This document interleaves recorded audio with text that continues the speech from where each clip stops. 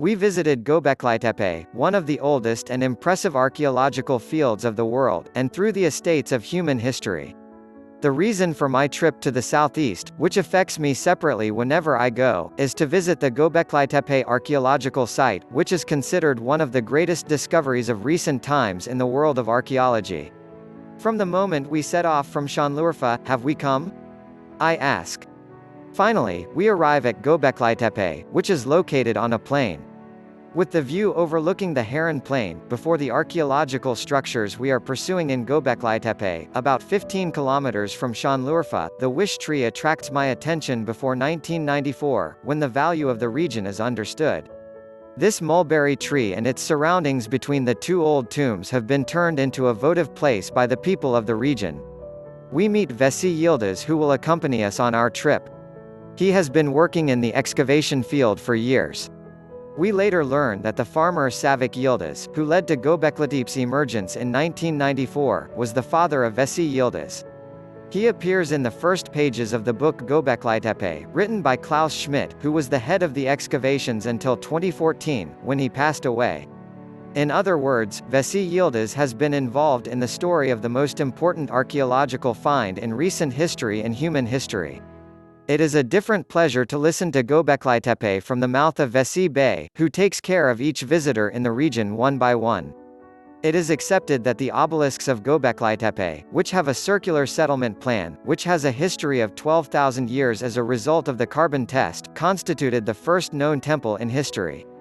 These architectural structures, which are almost twice as old as the Egyptian pyramids and Stonehenge in England, on which animal figures or abstract elements are engraved, contrary to popular acceptance, it reveals that not only hunter tribes but also organized communities were living in the period when Gobeklitepe belonged, and these communities were much more developed than known.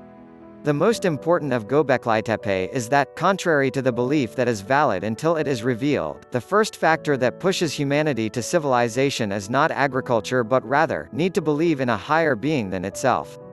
In the words of Klaus Schmidt, temple first, then city came.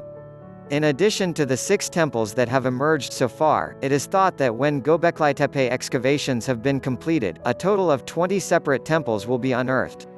This will undoubtedly make Gobeklitepe a unique archaeological complex. Another interesting detail is that these temples were buried periodically after they were built and then a new one was built. The reason why people of that period acted in this way is still the subject of research, like many issues waiting to be discovered regarding Gobeklitepe. The fact that these obelisks, which constitute the temples and weigh about 16 tons each, were able to be transported, indicating that the people of that period lived as a community, again, to change what was previously known. Gobeklitepe, which has been accepted as almost indisputable about the history of humanity until the time it was found and has changed many determinations about the transition of people to urbanism, is also geographically magnificent with its immense Heron Plain and wheat fields. One of the most impressive aspects of our visit was that local people embraced this archaeological invention. The people of the region who live in such an archaeological site, which is the home of the first temple built in human history and constitutes a historical landmark, is proud of this. He gets excited about his excavations. For some time, a roof construction work has been ongoing that will allow archaeological finds to be protected from all kinds of weather conditions, but will not prevent visits to Gobeklitepe. Gobeklitepe will become a living museum with this project, where we had the opportunity to examine its drawings and is expected to be completed in 2016.